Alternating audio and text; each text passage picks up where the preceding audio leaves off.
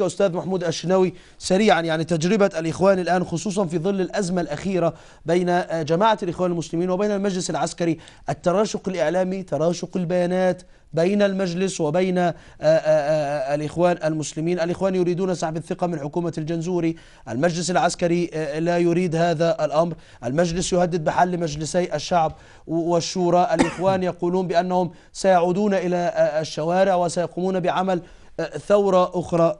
هل انتهى شهر العسل بين الجماعة والمجلس العسكري؟ لا، يعني هو ما انتهاش بالشكل الكامل، ولكن هذه بعض البوادر. والإخوان المسلمون بصفتهم السياسية وليس بصفتهم الدينية، لأنهم يعلمون جيدا ماذا تعني السياسة وماذا يعني الدين.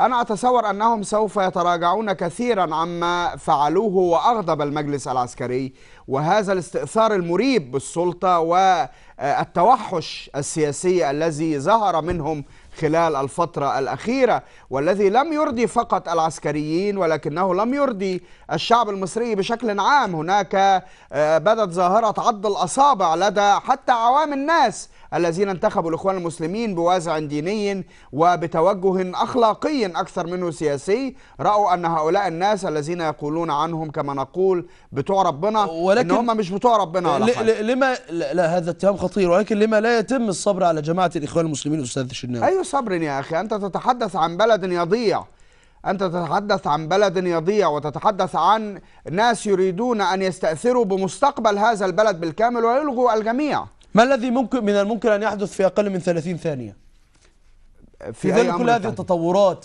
بين المجلس العسكري وبين جماعة الإخوان؟ لا، الإخوان يدركون جيدا اللعبة السياسية وسوف يتراجعون ويحاولون تحسين العلاقة بالمجلس العسكري، ولكن ها هو المجلس العسكري يعني يمارس دورا أنا أتصور أنه طالما نودي به من جانب قوى أخرى حاول الإخوان المسلمون تهميشها. هل سيرشحون رئيسا منهم برأيك؟ ربما. طيب، شكرا جزيلا لك أستاذ محمود الشناوي، نائب مدير تحرير وكالة أنباء الشرق الأوسط، على مناقشة ملفات الاستوديو الحديث هذه الليلة. كما أنني أتوجه بالشكر إلى كل من دكتور